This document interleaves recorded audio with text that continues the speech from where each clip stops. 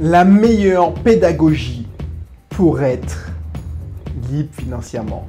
Dans cette vidéo, je vais te donner la meilleure pédagogie pour être libre financièrement. Bonjour, c'est Audrey Cédric. Je suis content de te retrouver pour cette vidéo. Alors, une vidéo qui est hyper importante pour moi parce que ça fait écho à une... Cette personne voulait me faire un reproche, mais en fait, elle m'a fait un compliment. Et je vais te raconter ça, mais avant d'entrer dans le vif du sujet, si tu n'es pas encore abonné, abonne-toi. Et si tu n'es pas encore inscrit, eh ben, inscris-toi à mon club IMO. Voilà. Donc, si tu ne me connais pas, je suis Audrey Cédric Belrose, serial investisseur, entrepreneur investisseur. Donc du coup, pour rien de te cacher, je suis libre financièrement, je vis en Martinique depuis 2015.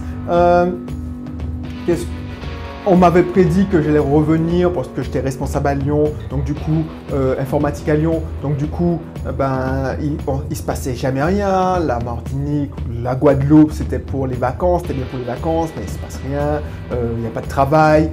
On m'avait prédit toutes sortes de choses et la vérité, c'est que quelques années après, ça marche toujours et l'empire, le business a progressé. Parce qu'à l'époque, je n'étais pas dirigeant d'un garage automobile, je n'étais pas dirigeant d'une société de gestion locative, j'avais que Bistofty, mes biens immobiliers. Voilà. Donc, tout ça pour te dire que si je te fais cette émission, si je te parle de ça, c'est que c'est possible de devenir libre financièrement et le rester en étant aux Antilles.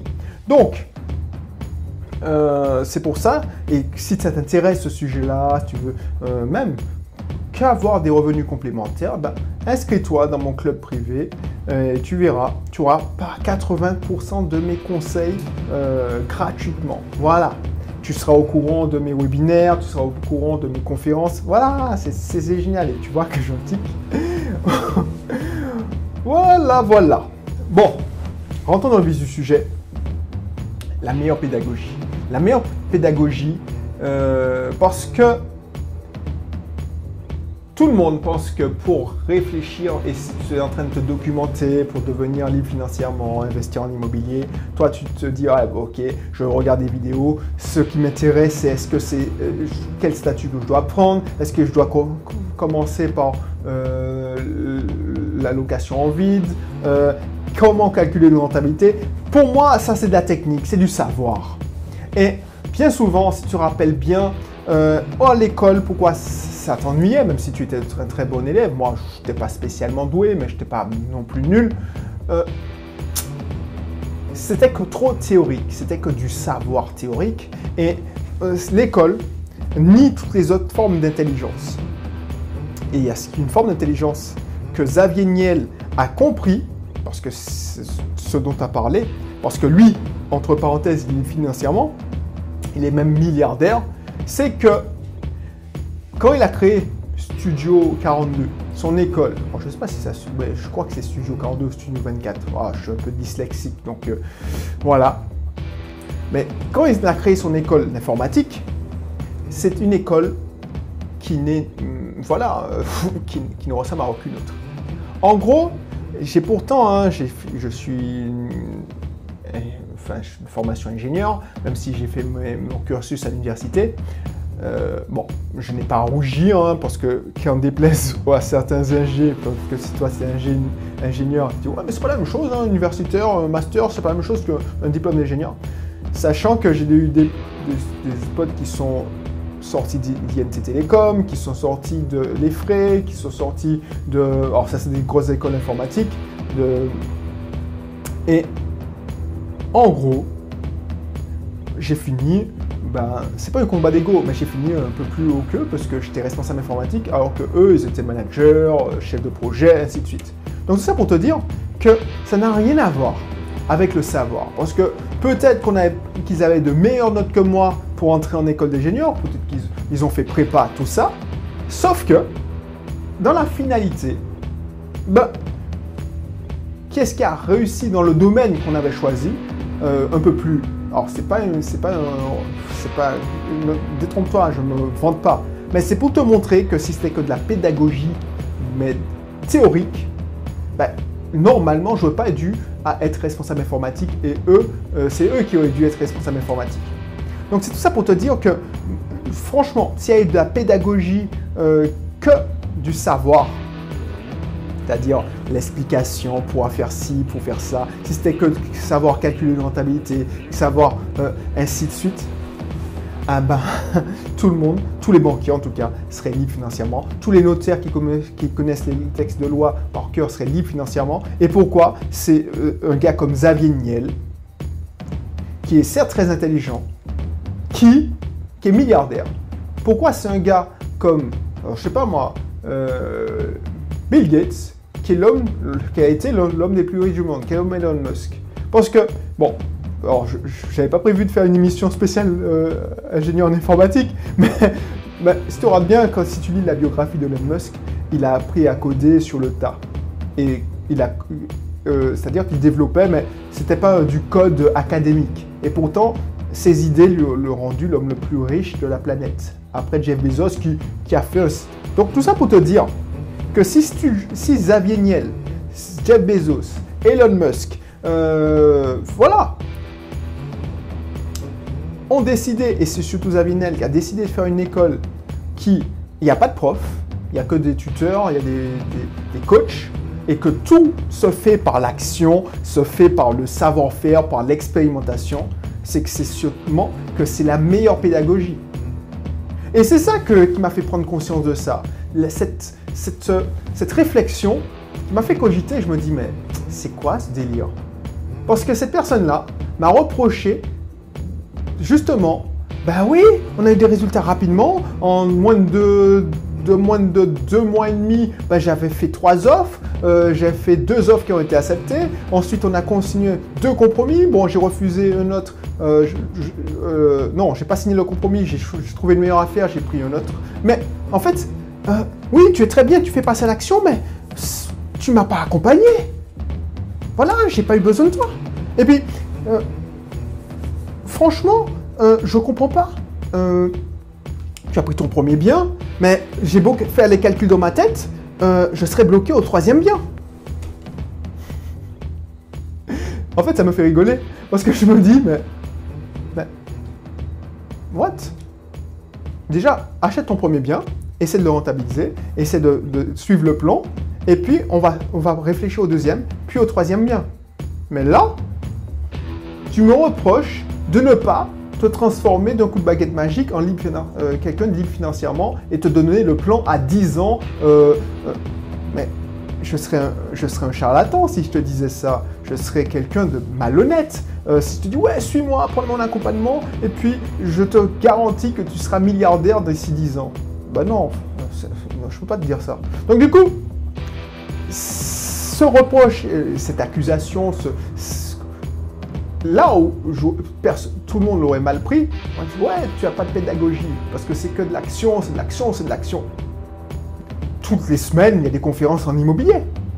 Et pourtant, il y a pas mal de personnes. Quand tu te connectes sur cette conférence, il y a 500, 600 personnes connectées. Bah, tous ces 600-là, est-ce qu'ils ont des résultats? Bah voilà.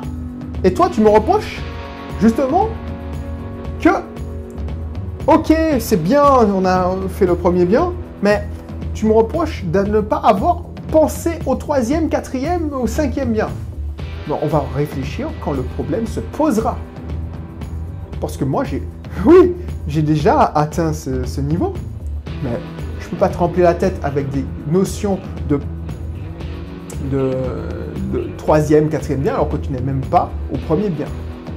Donc ça, c'est des excuses. C'est des excuses. Mais elle m'a rendu service, cette personne, parce qu'elle m'a fait voir que, effectivement, le client que j'ai accompagné, que je monte souvent, on a fait des interviews ensemble, tout ça, et il a 40 biens. Pourquoi il a eu ces résultats? Bien sûr, il a acheté tout ce qu'il pouvait. Il a fait même le déplacement en Martinique pour venir avoir mes conseils et faire un atelier. Mais, surtout, il a fait la pédagogie de l'action. Donc je le cite souvent en exemple. Mais ce que les gens pensent, c'est qu'il a réussi surtout grâce à lui, parce qu'il a agi. C'est pas moi d'un coup de baguette magique qui a transformé cette personne en disant « Tiens, tu es libre financièrement, tu as 40 biens ». C'est la sueur de son front. Et les gens qui ne comprennent pas ça, ils se mentent à eux-mêmes. Et c'est ça qui me fait de la peine. Parce que la meilleure pédagogie, c'est pas moi qui le dis, c'est le faire, c'est l'action. Et du coup, le savoir, puisque ces personnes nient les formes d'intelligence, les différentes formes d'intelligence, c'est pour que ça rentre, ben justement, quand tu regardes, souviens-toi quand tu étais à l'école. Quand tu étais à l'école, ben, tu regardais, tu étais, enfin moi personnellement, les cours d'histoire géo, les cours de maths, ben, allez, 60% du cours passait à la trappe. Et puis, c'est parce que je m'entraînais, je comprenais la notion. Et c'est exactement la même chose. Donc, ne dis pas, voilà, il y a la pédagogie, il faut que tu me mettes le plan, la réflexion. Si quelqu'un te dit ça, ben, ou voilà, on va faire ci, on va faire ça, année plus 1, dans 2 ans tu auras ça, dans 5 ans tu auras ça, dans 10 ans, puisqu'on va travailler ensemble, tu auras ça. Je ne sais pas de quoi demain est fait. Moi, ce que je sais, c'est que ma méthode fonctionne, on passe à l'action, on se lance. Bien sûr, tu as l'impression que j'improvise, mais le problème, c'est que j'improvise pas. C'est que je te donne des informations au fur et à mesure pour que tu ne te fasses pas un court-circuit. Parce que si je déchargeais tout mon savoir dans ta tête d'un seul coup, ça aurait fondu. Enfin, c'est pas péjoratif, mais c'est ça que j'apprenais à mes collaborateurs, ou j'apprends toujours, mais quand j'avais des développeurs, ma vision, je ne peux pas te la partager d'un seul coup. Quand je demandais par exemple à la personne qui va faire l'application mobile, voilà ce qu'il faut faire, et la personne qui gère la base de données, ben, je vais rentrer dans les détails, mais au moment où on en avait besoin. Parce qu'elle ne pouvait pas passer à l'action. On ne collectionne pas des informations. On est là pour passer à l'action.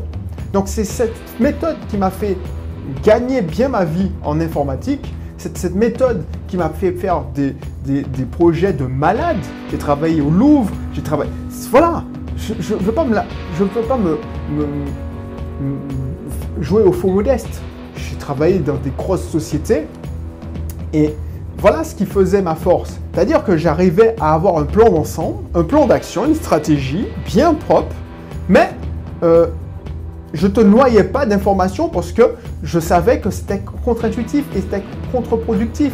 Parce que si je te disais oui, tu vas mettre ce champ-là dans la base de données parce que l'interface homme-machine, c'est-à-dire comment on appelle ça, il y aura un bouton comme ça, bah tu vois, mais ok, mais je t'aurais noyé.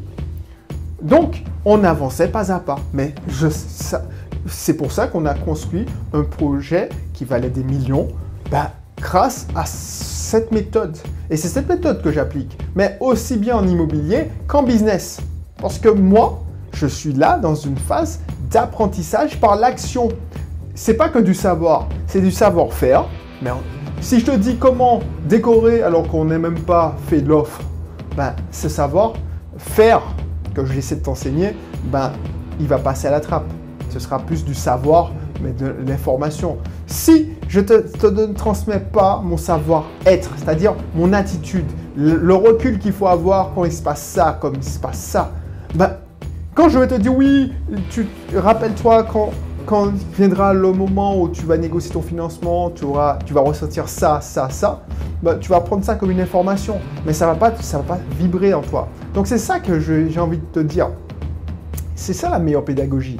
Pour moi, je ne suis pas le seul à y penser, parce que tous les gens qui ont réussi et que j'observe, tous les gens, par exemple Mark Zuckerberg, le créateur de Facebook, tout le monde, Yale, Harvard se targue de oui, Bill Gates, alors je ne sais pas si c'est Harvard qu'il a fait, il a fait telle grande école, Mark Zuckerberg a fait Harvard, mais les mecs n'ont même pas fini leurs études. J'ai lu la biographie de Bill Gates, il est parti au bout de 3 mois parce qu'il voulait développer Microsoft. Voilà, Elon Musk, bon, il n'a jamais même, je crois qu'Elon Musk n'a pas eu un diplôme ou il a eu des affaires, genre il n'a pas fini ses études, tout ça.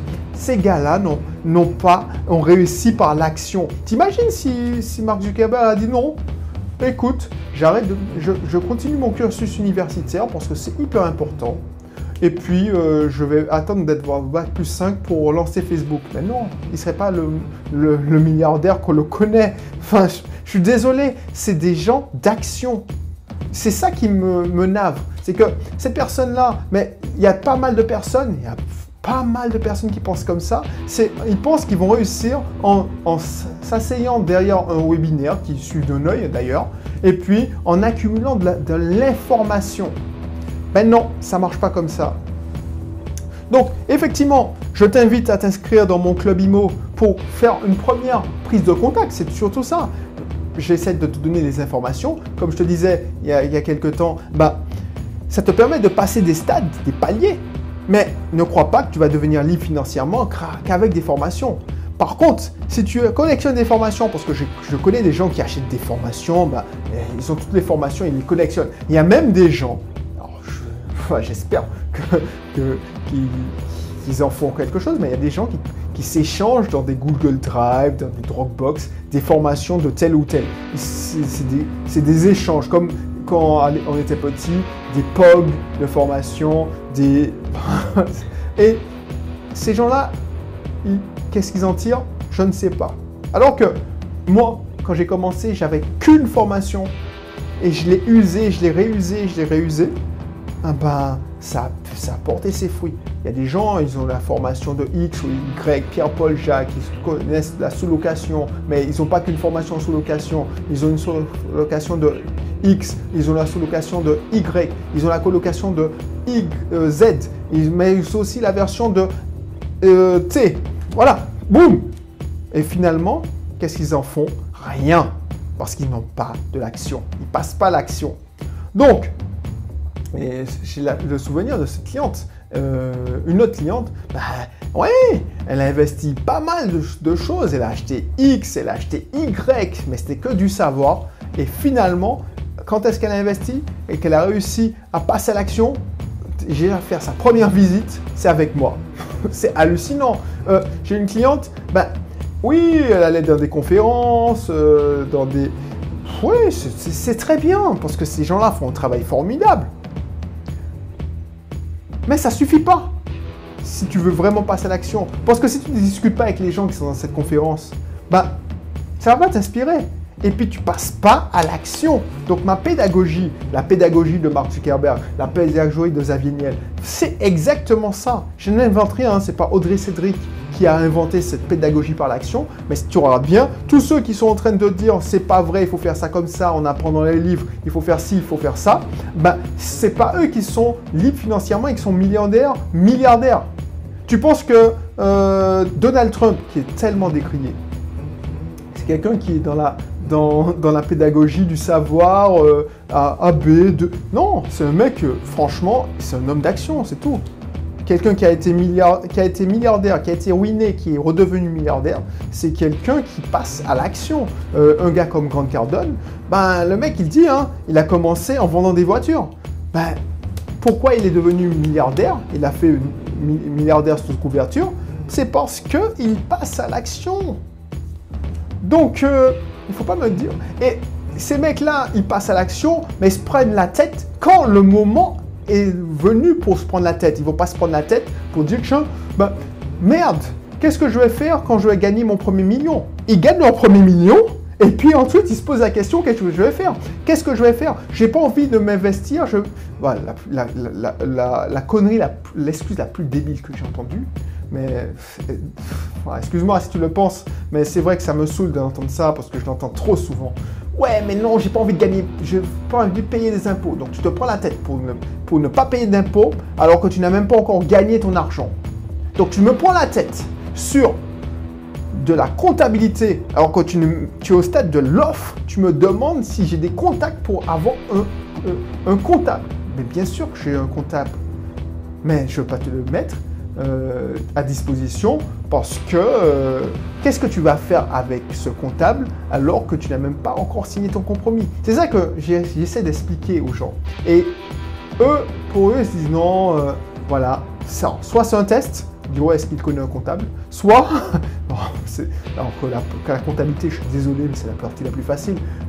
Alors je ne sais pas si tu le vois, mais j'ai un livre, parce que j'étais comme ça, hein, je suis un ingénieur, donc quand je prends un projet à fond, je le vais à fond. Et une grosse compétence que j'ai, et j'ai bien fait d'investir sur ce livre, c'est sympa la compta. Quand j'ai lu ce livre-là, c'était il y a 10 ans, ben oui, on apprend la compta dans les livres de manière théorique, mais tant que j'ai pas mis la main dans le cambouis, et je ne suis pas passé à l'action, j'ai commencé à faire mes bilans, mes premiers bilans moi-même, mes premiers comptes de résultats moi-même, ben j'ai pas réussi à assimiler ces connaissances. Donc du coup, pourquoi je te dis ça? Parce que ce que tu dois réaliser, c'est que c'est la pédagogie par l'action qui est la plus importante.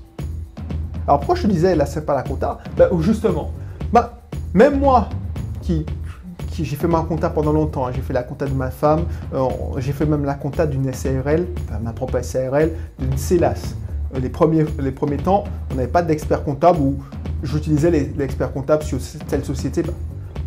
Même moi, je peux me dire, je peux faire mon bilan, hein, je l'ai déjà fait, j'ai fait mes déclarations, je faisais les déclarations tout seul, tout ça. Maintenant, j'ai un expert comptable qui gère toutes mes sociétés. Pourquoi? Parce que, même si je sais le faire, je me pose les problèmes quand ils viennent. Je me prends la tête pour me dire comment déclarer, je ne sais pas moi, mes premiers revenus, alors que je n'ai pas encore gagné mes premiers revenus. Donc c'est ça que je veux te montrer. C'est la pédagogie par l'action, mais l'action au bon moment. Et là, tu te prends la tête, tu essaies d'acquérir ce savoir en faisant et en se faisant au bon moment. Voilà, j'ai été un peu long, je vais faire plus court la prochaine fois. Mais en tout cas, c'était hyper important parce que ça me tenait à cœur. Et puis, on se retrouve pour une prochaine vidéo. Si ce n'est pas encore le cas, abonne-toi. Abonne-toi déjà. Et puis, inscris-toi dans mon club VIP.